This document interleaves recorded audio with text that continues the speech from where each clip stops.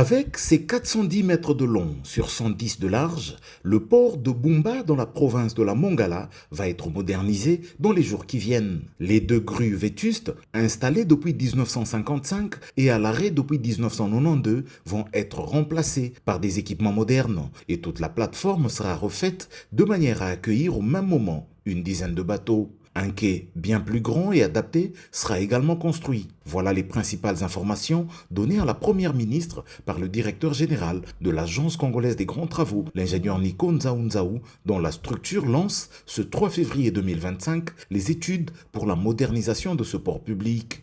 En compagnie de certains de ses ministres, dont Jean-Pierre Liaou, natif du coin, et John Banzalunda, des infrastructures et travaux publics, Judith Souminoa Toulouka a également reçu quelques explications du responsable de la société de chemin de fer, Où est les fleuves, qui exploite ce port. Nico Nzaou a fait savoir également que le financement de ces travaux proviendra du programme sino-congolais et prendra en charge l'avenue du port long de 1700 mètres et le traitement de quelques érosions côtières présentes sur le site du projet. Le positionnement de ce port à la jonction du fleuve Congo avec la voie ferrée qui va de Bumba à Mumbere après un parcours d'un peu plus de 800 km a permis le début du développement économique de la zone. Le café produit à Komba, Buta, Mawa, une fois acheminé à Bumba par voie ferrée, était transporté vers Kinshasa par voie fluviale. Les produits manufacturés et le carburant en provenance de la capitale pouvaient atteindre toute cette zone